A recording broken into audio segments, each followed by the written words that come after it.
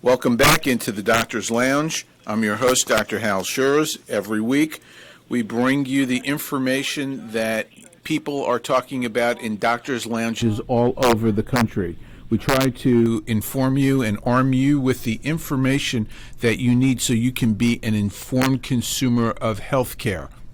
And we are supported by the Docs for Patient Care Foundation, which is the only physician-led healthcare think tank in the country.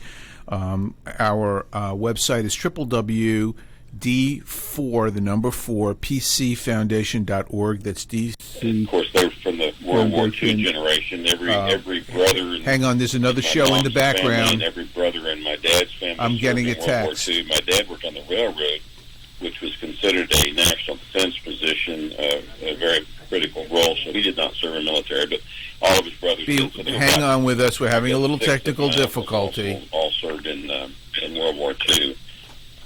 So that's kind of the culture at that time. Are we better? Sorry about that, everyone. This is the Doctor's Lounge. We had another show running in the background, a little technical difficulty, but we're going to get started now. And Grace Marie can't hear us at all. Grace Marie, are you there? We are having some problems this morning. I am so sorry. Grace Marie, you there? She's not hearing us. I'm getting texts from her. She just hung up. Okay, well, our guest today was Grace Marie Turner, and it still will be Grace Marie Turner if we can figure out our technical difficulties. So let's start again, and this is the Doctor's Lounge. You're on America's Web Radio. Every week we bring you information so that you can be armed, so you can advocate for your family and for your health care needs. The show is brought to you by the Docs for Patient Care Foundation, and we would love for you to support us and go to our website at www.d4pcfoundation.org so that we can continue to bring this show to you and do all the other work that we do on a regular basis. So today my guest is Grace Marie Turner. She's a dear longtime friend. She's a supporter of this show, of the Docs for Patient Care Foundation. She is the president of the Galen Institute, which is one of the preeminent healthcare think tanks in the country. She's been on this show a number of times. She's on the board of Docs for Patient Care Foundation, and we are delighted to have her back in studio. Grace Marie, welcome back into the Doctor's Lounge. It's such a pleasure to be with you, Dr. Scherz. Thank you very much for having me on, and kudos to you and all of your colleagues at Docs for Patient Care for the heroic work that you have done over several decades in getting attention for the crucial importance of independent physician practice. Well, thank you for your kind words. It means a lot, and we are right now living the Chinese proverb, "May you live in interesting times." Oh, my goodness. And it doesn't seem like it's been too long ago that we last spoke, but so much has happened since we did. Oh, my goodness, so true. I remember back when we first met back in, I think, 2009, and we were fighting against the progressive wave to try to overtake healthcare and bring it in under government control, and it seems like we haven't learned the lessons of history, have we? No, I do remember that first time that we met when we were all trying to educate the American people about how much damage Obamacare was going to do if it passed. It was obviously it was still an evolving document, and policies that were more or less aggressive, and when you and your colleagues showed up on Capitol Hill, all in your white lab coats, it was such an incredible sight to actually see physicians in Washington advocating for their profession and not sort of bowing to the AMA and its what eventually has become its giving in to government control. And here you were standing up for independent physician practices, as you have done ever since then. And it was really incredibly impressive. And the impact that you have had and the people that the policymakers at the federal and state levels that you have influenced and educated has just been awesome, and obviously it's an ongoing and continuing challenge. Yeah, it seems almost like we take 3 steps forward and 2 steps back when it comes to trying to advocate for patients and for better health care for Americans, and it's an ongoing battle versus those who really don't seem to have the interests of patients at the forefront, but instead are beholden to the special interests in health care that have led to so many problems that we are currently facing. I know we'll get into this, but this legislation that passed the House, the Congress finally yesterday, and will be signed into law by President Biden, it's full of new subsidies for Obamacare, lifting the ceiling on people who are eligible. My colleague Brian Blaze has done a paper for us showing that in some areas of the country that have particularly high health care costs, that a family, he uses the example of a family of 5, so teenagers with a 60-year-old head of household, which is not outside the realm of possibility, and being able to be eligible for like $20,000 in taxpayer subsidies for health insurance if they make $350,000 a year. The subsidies don't end until the family makes $500,000 a year. I mean, this is such a giveaway. And yet younger people and younger families with lower incomes get just a paltry increase, something like $1,000 in their subsidies. But all of that money, Dr. Scherz, all of that money is going directly to health insurance companies. And why does that happen? It's because they continue to raise their prices. And whenever they raise their prices, then the federal government just pumps more money into the coffers. I mean, you just look at yourself and you think they're subsidizing health insurance companies and wealthy Americans. What is wrong with this picture?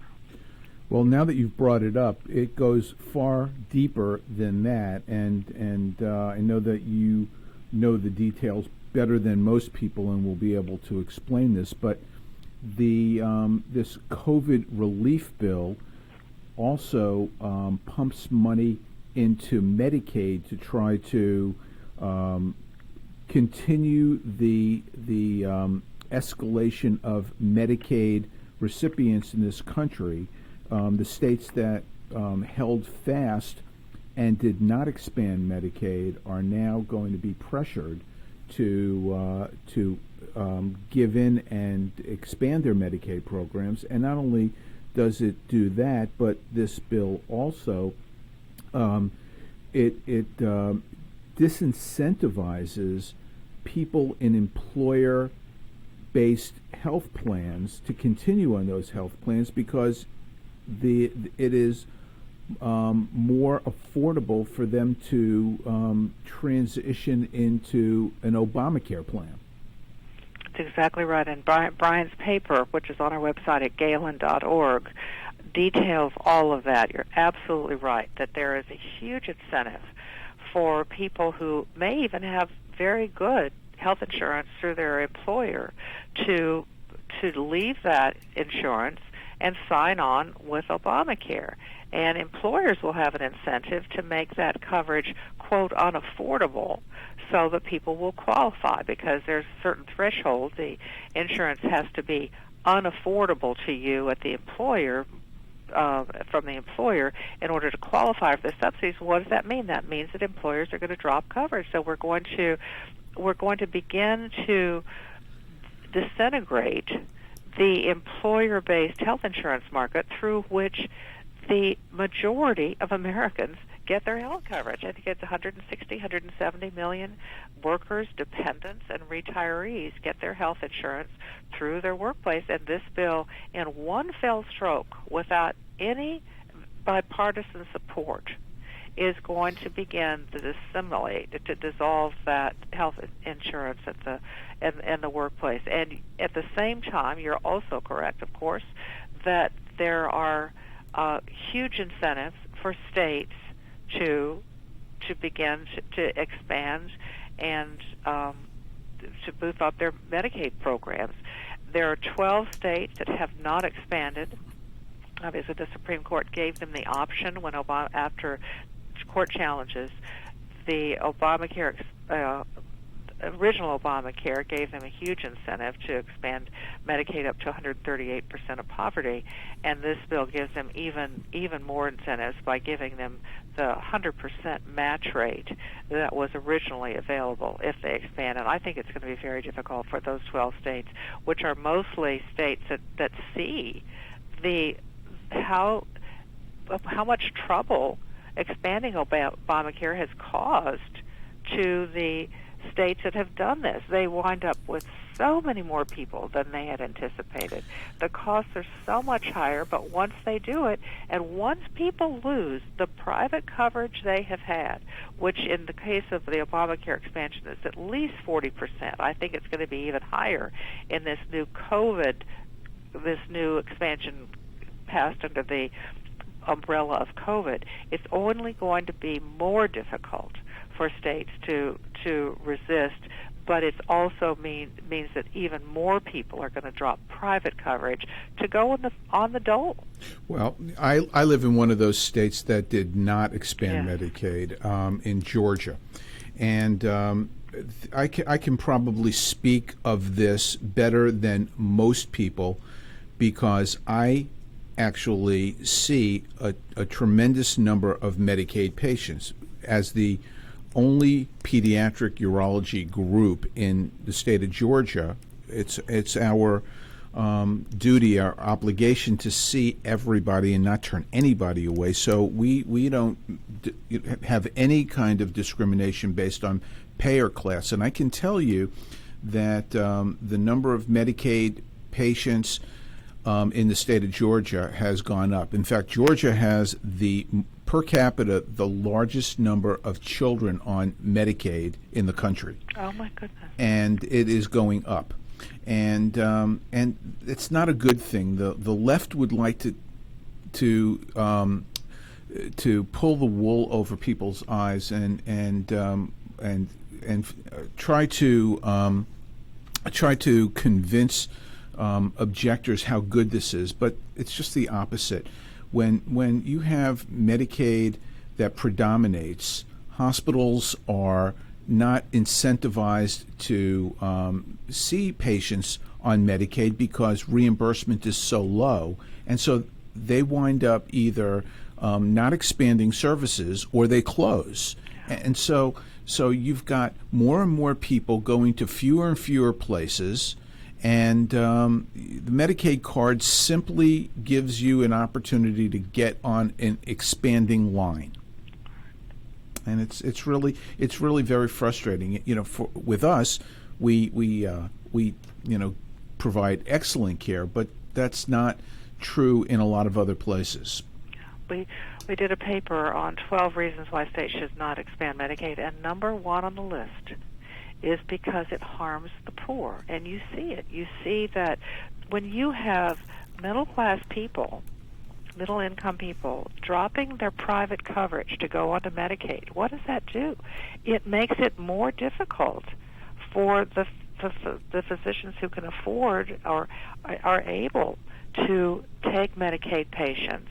It makes it more difficult for those who have nowhere else to go to get care and to get coverage. I had a physician who lives in Daytona Beach, treats is an internist with a specialty in lung problems, and he had one patient come to him on Medicaid who was a pretty complex case. He said normally I would have been compensated about $750 for that office visit. When he finally got the check from Medicaid after, as you know, enormous amount of paperwork and back and forth, the check was for 1 penny.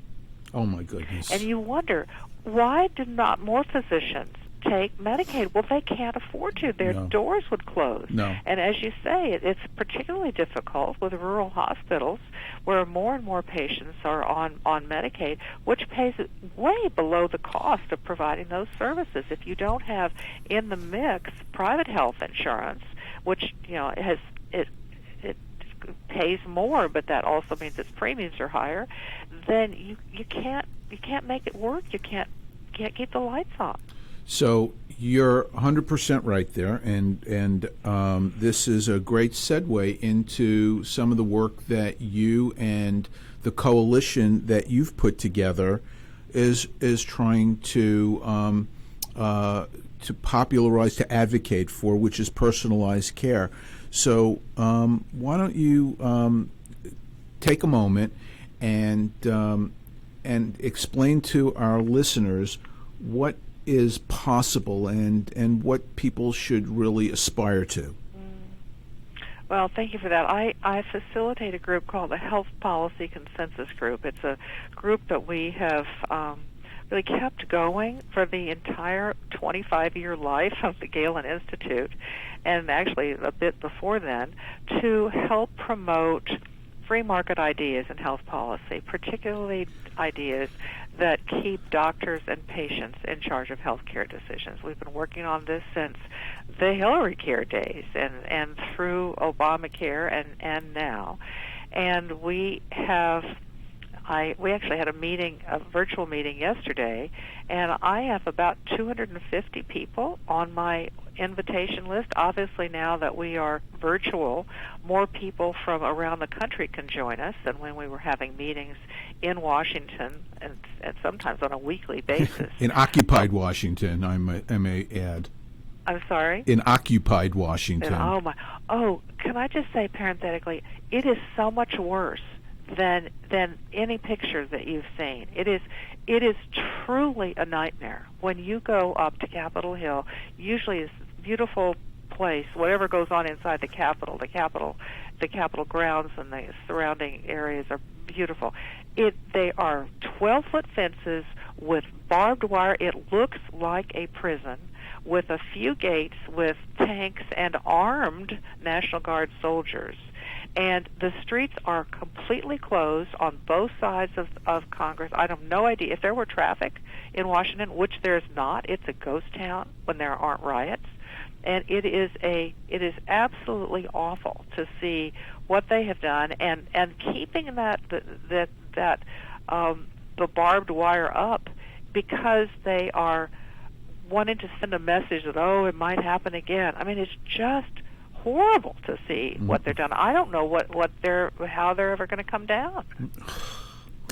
Well, we could spend a whole show and maybe even get a little bit into some of the nonsense that's going on that they're trying to sell to Americans. But let's get back to personalized care.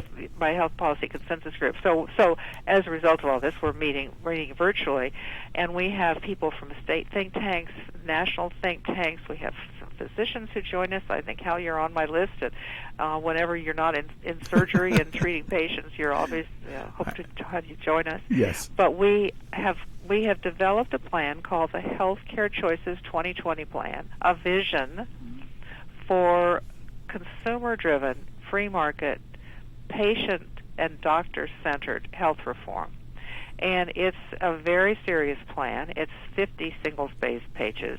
It's a basket of about 10 different categories of recommendations that we believe begin to move us more and more toward free market ideas in health reform. We released the final version of this. It was released initially in 2018 after we did a lot of work to come up with a better plan for Congress that finally actually does unify conservatives. There have been these battles forever between whether health insurance subsidies should go through tax credits or tax deductions, and it really divided the movement.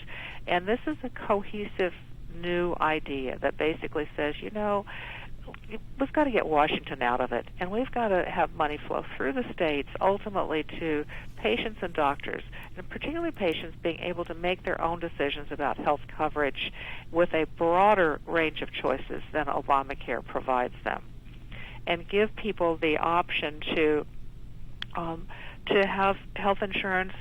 If let's say two people are working at different spouses are working at different companies, both of them have access to health insurance, but it only subsidizes health insurance generously for the employee, and the employee then has to pay for the employer for the dependent coverage. Well, this would allow them to basically combine their resources to be able to buy a policy, a family policy.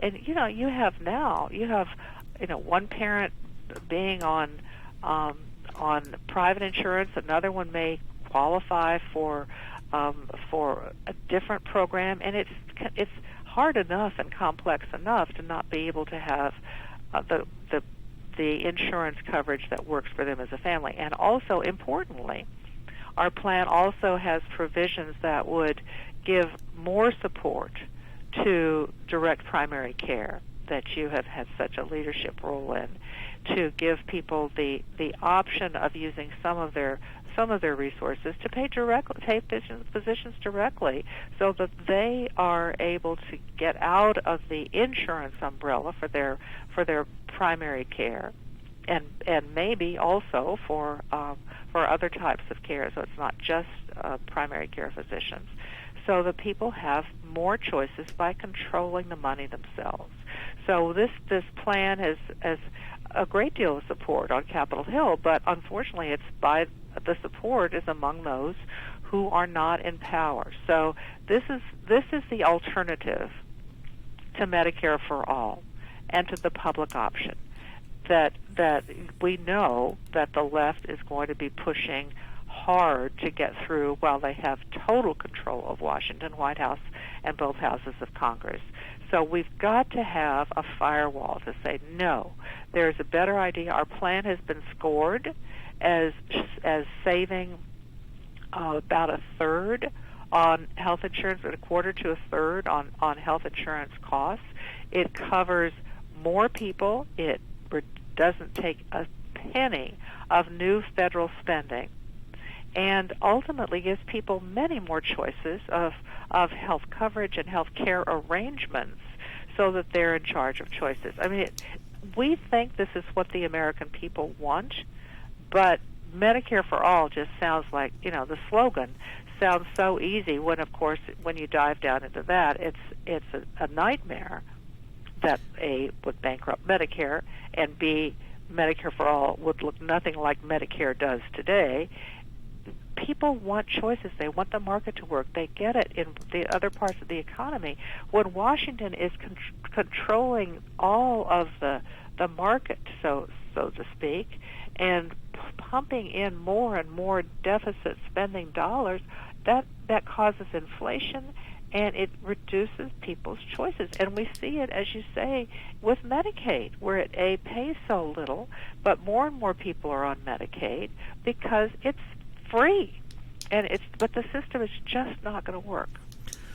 So you've already said that this is not going to go anywhere now because the people who support this have absolutely no say in what's happening right now. So is this intended to be more of a roadmap for the Republicans, conservative legislators? Is this supposed to be an aspirational list for the public to see what's possible? What's the intent here?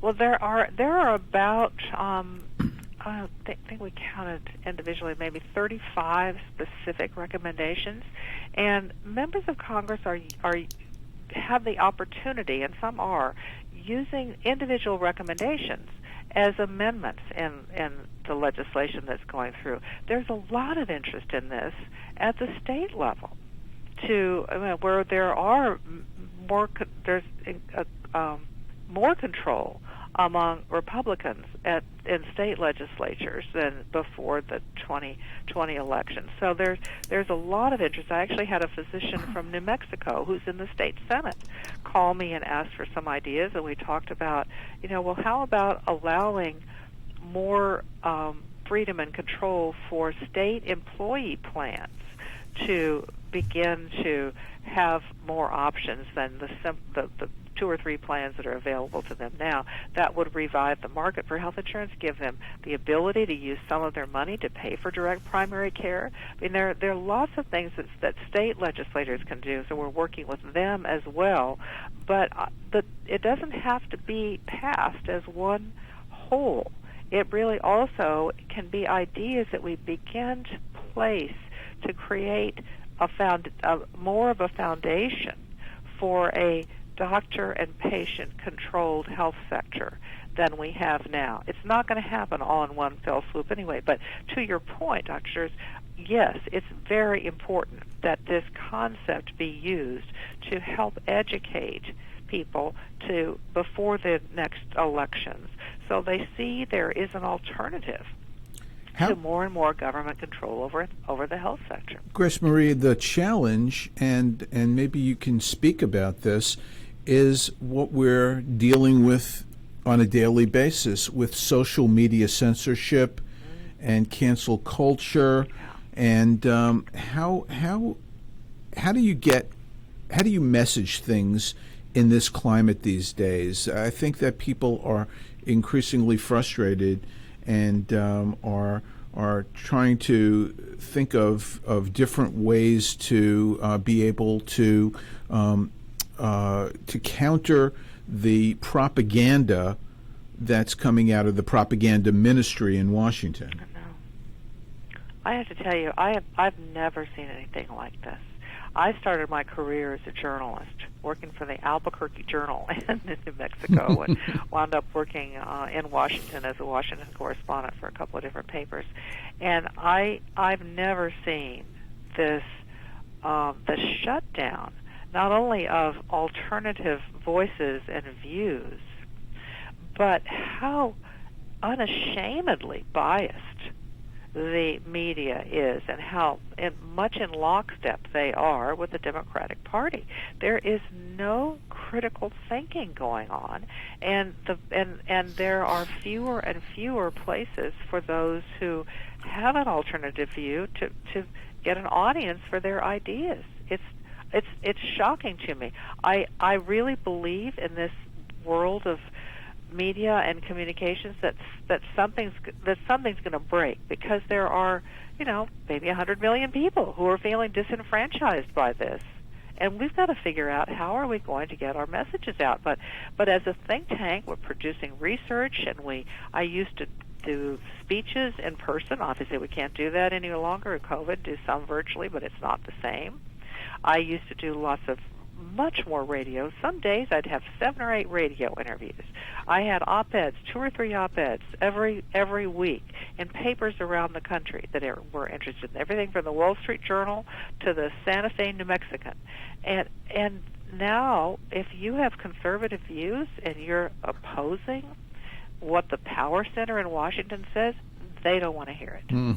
Well, I think that this is going to be a fight. The pendulum is swung in the wrong direction, and it's going to just take a lot of strong people who are unafraid to continue to get the message out to the public, and that's what we do here. And we're going to take a hard break right now and come back to you in the next half with my guest, Grace Marie Turner, so please stay with us. The Docs for Patient Care Foundation is your way to join the fight and become a member of an organization created by doctors for patients, dedicated to fighting for your healthcare freedom and preserving the doctor-patient relationship. Get a pen and paper. Write down docs4patientcarefoundation.org. That's DOCS, the number 4, patientcarefoundation.org. Go to our site and please make a generous, tax-deductible donation and join the fight today. Thank you. Hello, I'm Dr. Mike Karuchak. Have you ever wondered what doctors talk about amongst themselves? If you do, join us on the Doctor's Lounge and hear the doctors' conversations amongst themselves. Join me and my co-host, Dr. Hal Scherz, every Thursday morning, 8 to 9 a.m. The Docs for Patient Care Foundation is your way to join the fight and become a member of an organization created by doctors for patients, dedicated to fighting for your healthcare freedom and preserving the doctor-patient relationship. Get a pen and paper. Write down www.docs4patientcarefoundation.org. That's www.docs4patientcarefoundation.org. Go to our site and please make a generous tax-deductible donation and join the fight today. Thank you. You're listening to America's Web Radio on the AmericasBroadcastNetwork.com. Thank you for listening. We're back in the Doctor's Lounge. My guest today is dear friend and supporter of the Docs for Patient Care Foundation and the president of the Galen Institute, Grace Marie Turner. We're having a very spirited conversation about what's possible in healthcare if we moved in a different direction than what we're seeing coming out of Washington, and we were just when we left, we were talking about the difficulty in messaging, and one of the things that people don't realize is that President Trump was actually a tremendous asset to healthcare. The things that happened in his administration were moved healthcare in a very positive direction.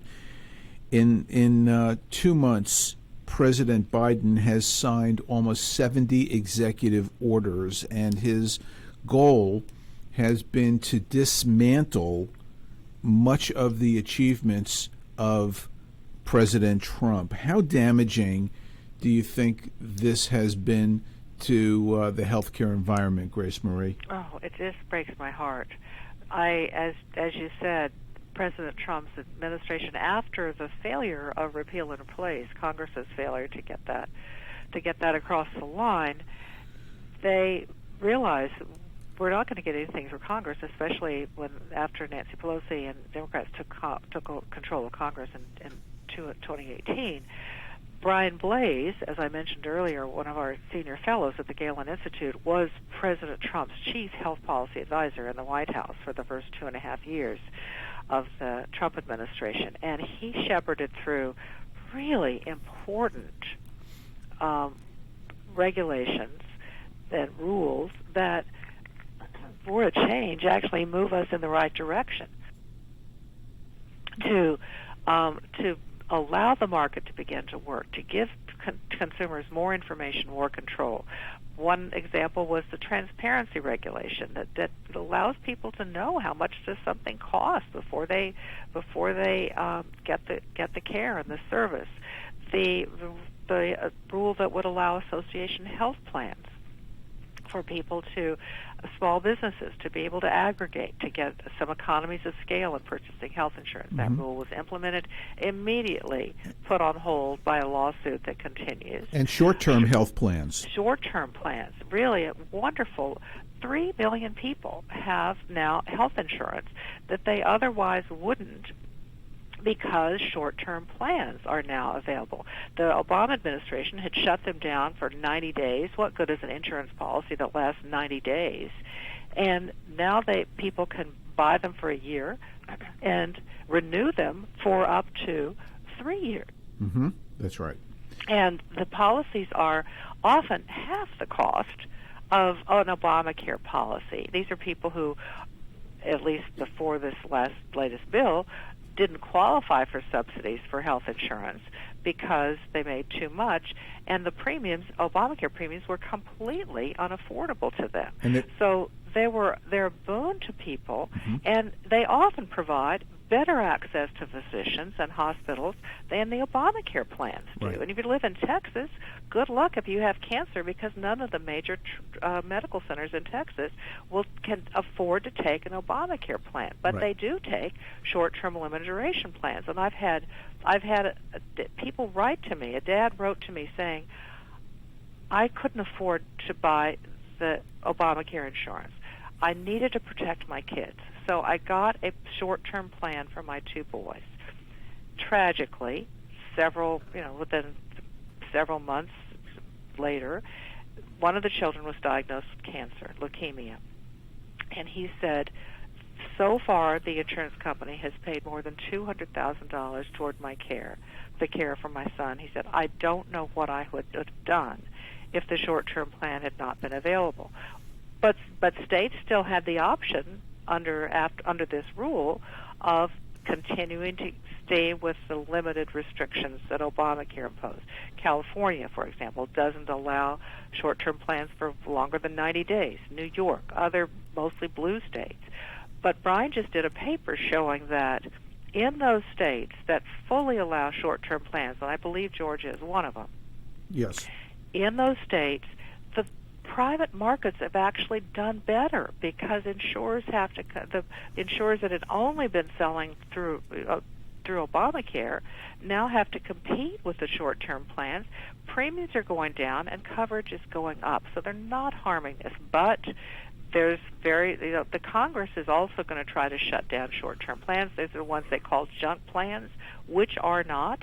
But I think probably one of the most important regulations that the Trump administration passed got through the regulatory thicket was health reimbursement arrangement, which allows employers, instead of having to pick a health plan or health plans for their employees, they also have the option of giving the value of that subsidy to their employee with the same tax benefit, Yes. so that the employee can take that and buy a plan or a health care arrangement that may suit them better. Absolutely. So this is really an important step in giving people more options than their employer can provide, and once again encouraging the private marketplace to be more responsive to the needs of consumers, and therefore more personalized care with doctors that are actually that they can pick their doctors rather than having the plan pick them for them or their employer. So this is the health reimbursement arrangements is a really wonderful idea, and we'll see what they do. If all of these went through the formal regulatory process, so they'd have to go through the formal regulatory process to undo them, or pass legislation to undo them, and I'm worried that they may do that. But we're going to fight hard for those kind of reforms. There were a lot of things done by CMS with both Medicare and Medicaid through the regulatory process to give people more choices and more options. Georgia got a waiver to be able to spend some of the Obamacare money in a different way to better serve the citizens of Georgia. So there are so many things that were done by the Trump administration, and I do worry over 4 years, are any of those going to still be standing? Well, that's a worry that we all have. It's it's this administration and the people who support it feel that people are not capable of making decisions for themselves. Correct. That the government is better suited to decide what they need. I don't know if you've ever seen the movie Weekend at Bernie's. Are you familiar with that movie? No, but I'll watch it. Weekend at Bernie's is a just take 1 minute is a comedy from, I think it was from the 90s, with Andrew McCarthy and Jonathan Silverman, who were employers for this guy Bernie, who embezzled money from his business, and he got murdered, and it's a very light, entertaining comedy. But Bernie was murdered, and these two guys, Andrew McCarthy and Jonathan Silverman, wanted to live the high life. Bernie was very, very wealthy, had lived in in a club community, had a boat, had lavish parties, and so they lugged him everywhere. He was dead, but they made him seem like he was alive. Oh, right. And so I know where you're going. And that's unfortunately where we are right now. There are people who are really the shadow government. These executive orders are not the ideas of President Biden. It's of unaccountable, unelected individuals who are putting in front of him papers to sign, and it's really it's so disturbing that and I don't need to reiterate what is said on conservative radio and TV every day about him not doing press conferences or not being accountable to any kind of questioning. But you always see either Kamala Harris or Jill Biden at his elbow. He's never alone. He's always got a handler right next to him. And I'm really so concerned that that every leftist idea is going to get through because really he is incapable of pushing back. That's right. I'm very concerned. I mean, I've known Senator Biden, former Senator Biden, from my earliest days in Washington when I worked in the United States Senate, and he's always been somebody who would. And it was a moderate Democrat from Delaware.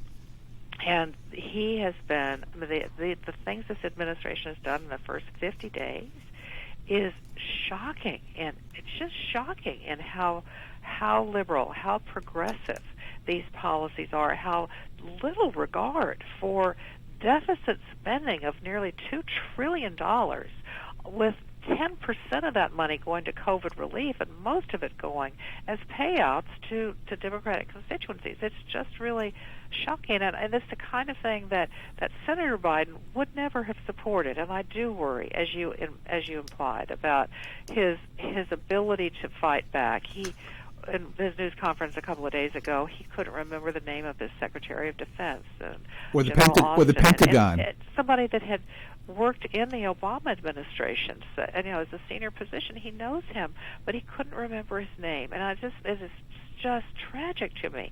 And then you have no checks and balances, as the founding fathers had envisioned in Congress. There's the minority is absolutely silent. If anything is going to be stopped, it's one senator, Joe Manchin of West Virginia, from a deep red state, a Democrat from a deep red state. But even he has said absolutely he wouldn't vote for the COVID relief bill, the $2 trillion COVID relief bill, unless it was had bipartisan support. Well, it didn't have bipartisan support, but he voted for it anyway. Yes. He said, I absolutely will not vote to break the filibuster. Well, we'll see about that. But every time he said, I absolutely won't do that, he gets his arm twisted and goes along with the Democrats. So I don't think that there's any way to put on the brakes of this, at least for the next 2 years. We'll see what happens in the 2022 elections next year. But in the meantime, goodness gracious, they are just, if they continue this pace for the next 2 years, even that is going to be terrifying. And unfortunately, Georgia, which everybody thought would be the firewall so that we'd at least have one house, the Senate, that collapsed on January the 5th. Well, so I've never seen anything like this in my several decades. Hopefully that debacle won't happen again. Our state legislature is working feverishly at trying to protect the elections. And so despite pushback from leftists like Stacey Abrams, who's the darling of the Democrat Party, this hopefully will, Georgia will lead the way. And I know that there are at least another dozen states that in their legislatures are approaching election integrity in a similar fashion. Well, you know, that when Florida, after the debacle in the year 2000 and the Bush versus Gore presidential contest, hanging chads. They're hanging chads and all the nonsense. They got to work, and within a year, they had passed legislation that has made now Florida really the model for how elections should be run. So I think that a lot of states are going to wake up and see that this is it's just imperative that they do this. But, you know, is the Supreme Court going to allow, again, any elected official in the state who may not agree with the legislation to overrule them like they did in Pennsylvania and in Georgia? I mean, we've got to have some checks and balances, and so far the Supreme Court has refused to take up any of those cases. Yeah, we it remains to be seen. So I want to switch gears for just a second and ask you your thoughts on Health and Human Services. Oh, my goodness. Okay, so we've got a nominee for Secretary, Congressman Becerra, who is got no health care experience and has a long track record of very radical health care ideas, and his I guess Assistant Secretary Rachel Levine. Yeah, from Pennsylvania. Yes. So I'm going to leave the floor open to you to weigh in on those individuals. I cannot imagine that the Biden administration would name someone with so much influence over our health sector that knows almost nothing about health care. I mean, he was a member of Congress, as you said, is currently Attorney General of the state of California, and all he has done is sue to be able to advance the liberal agenda, and that's really his track record. And he is he's gone through hearings. He a pretty tough time in the hearings. I don't know if people want to look up Senator Rand Paul's questioning of Attorney General Becerra, because it's really brutal, talking about his support for transgender surgeries for children as young as grade school. And he never said he would not that he would do anything to interfere with payment for those transgender surgeries. I don't even know the right terminology. No, you have the right terminology. In fact, I devoted a show to this 2 weeks ago that people can go back and listen to, which is, this is one of those areas that, again, I think I have a lot of expertise on, and it's very, very troubling. It's abusive, and it's just shocking. What kind of an agenda is that? I do not understand. And just as I am a policy advisor and happily on the board of Docs for Patient Care Foundation, I also am a volunteer policy advisor to the Catholic Medical Association, and we had a meeting virtual meeting on Monday night, and people are very concerned, as all physicians are, about conscience protections and being able to practice medicine according to your beliefs and according to your principles and your values and your religion. And we all know that Becerra is the one who, he says he's never sued the Little Sisters of the Poor, but the lawsuits that he was instrumental in actually couldn't.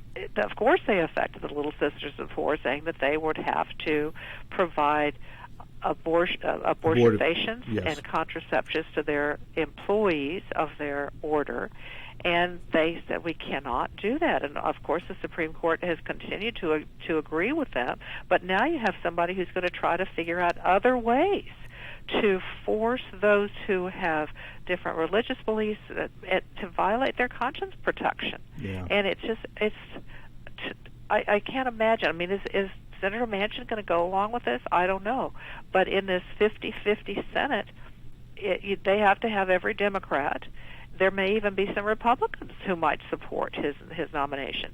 Merrick Garland for Attorney General got through. I think he had about 20 Republican votes. Yes, I he did. don't know what's going to happen here, but there's strong opposition. The Wall Street Journal yesterday, an editorial said this nomination should not go forward. He has not shown either that he has the background and experience to run this department, or that his political agenda is anywhere even marginally within the mainstream of America. So his political agenda is actually also to give free health care to illegal aliens. Oh yes, of course, right. And no discussion on health care with you would be complete without talking about the crisis at the border in terms of what that means to the country vis-a-vis health care, because we can't, the New York Mets are going to open up their baseball season with 0 spectators because of the fear of COVID, and yet tens of thousands of people are pouring across the border every day or every week, and we don't know what their health status is. Forgetting about COVID, there are other communicable diseases, tuberculosis, AIDS, other things that that people will come across the border with from a healthcare standpoint, and we're closing our eyes and ignoring it and making believe that it doesn't happen. And on top of it, we want to vaccinate those people when there are millions of Americans who can't get vaccinations, and this is what Becerra supports. Yeah, that's absolutely right. And President Biden, I mean, he's basically saying, come on in. The borders are open, and it has created huge crisis at the border. It has increased dramatically human trafficking, especially children who are used in order to get people across the border. And one of the amendments that was proposed by, I don't remember which member of Congress, in this latest COVID bill said that none of these $1,400 checks should go to illegal immigrants. Guess what? The Democrats voted it down. So they are going to be given health care. They're going to be given money. They're going to be given all sorts of support if they come across. The president of Mexico is actually furious with the United States because it says it's creating a humanitarian crisis on his side of the border. Right. It's just, I mean, it is shocking to me. And once again, getting as many people in who could be registered as Democrats, it is so transparent. And the damage it is going to do to the COVID battles and the effort over the last year to try to keep people safe, I cannot believe that this administration that has said, oh, we'll follow the science and we'll protect everybody and we'll get this under control. Oh, and let's have hundreds of thousands of people without any health checks whatsoever come flood into the border. The Texas is calling in the National Guard to try to protect the state, but the federal government is fighting it all the way. This is again shocking to me. It is terribly shocking. So we've got about 5 minutes left in the show. So let's end on a happy note. So let's do. And talk about where we can possibly go to what kind of efforts can happen, or should people who are listening start to think about doing to try to move things in a positive direction. You know, we things are going to get worse before they get better, I'm afraid, and I hope that this opens up people's eyes, and I hope that it's not too late, it's not irretrievable. But assuming that that's not the case, give people some hope about what they can do and how things might hopefully change beginning in 2022. Let me give you three specific suggestions. First of all, I would recommend that people go to our dedicated website for the Healthcare Choices Plan. It's Healthcare Choices with an S 2020, healthcarechoices2020.org, and look at the plan and materials and the support that we have seen for this plan, so that you can see the free market, patient and doctor-centered plan that is out there, that has the support of 80 organizations and counting, and we'd love to have more, so contact me to sign up. Hal knows how to get in touch with me. Number two, continue to educate your state and local officials, your state and federal officials, your state legislators, your members of Congress. Most of them are actually much more likely to be in their districts than they used to be. Some of them, if you're in the right state, you can actually probably meet with them, but certainly can meet with them virtually, to help them see that you're not going to fall into lockstep with these liberal plans, that you want to have a free market option. And thirdly, work within your professional organizations. Docs for Patient Care is a wonderful one that has a big megaphone. Work within your local medical societies to help others see that we do not have to give in to this, that we can fight back, we have better ideas, and frankly, the American people, I believe, are with us. Our plan and the pieces of our plan have 90% support when we do support, when we tell people this is what we're advocating. 90% support. Transparency is another one, to make sure that people can have some power and control over their spending. So that's what I would recommend, is to make sure that you have the facts, look up the Healthcare Choices 2020 plan, talk with your elected officials, state and federal, and get engage with your societies. I'm happy, and my colleagues are happy, to speak at any time to any group. I've spoken a number of times at Docs for Patient Care events Mm-hmm. and am happy to do that, to help people see the alternatives and answer questions. So engage. Don't give up. The American people are with us. We just have to open the doors so that in 2020 there can be at least a check on the Biden administration to stop this nonsense and begin to get back to the center-right country that we are. And if you're not a doctor, let me give 3A, which is go and get engaged in your local Republican committee and demand that they advocate for health care freedom and hold them responsible. Right. And really any other professional, your Chamber of Commerce, the federal Chamber of Commerce has gone over the hill, but local state chambers of commerce, business groups, any group that you're part of, we're happy to come. We're happy to speak. We're happy to help educate people. So let us know how we can help as well. Shall I give them my email address, Yes. Al? Can I do that? Sure, absolutely. People can contact me at Grace Marie, all one word, GRACEMARIE at Galen, GALEN, and there's a lot more information on our website at galen.org of the pieces I've referred to in this program, and lots more. So Grace Marie at galen.org, and visit us at galen.org. Grace Marie, it's been a pleasure to have you back here again, and I always love speaking with you, and keep up the good fight. Thank you so much. I'm so glad to be in these battles with you, Dr. Scherz. And thank you, everybody, for listening. Be with us next week when Dr. Scott will host, and I'll be back in the chair at the microphone in 2 weeks. Thanks for being with us. You're listening to America's Web Radio on the AmericasBroadcastNetwork.com. Thank you for listening.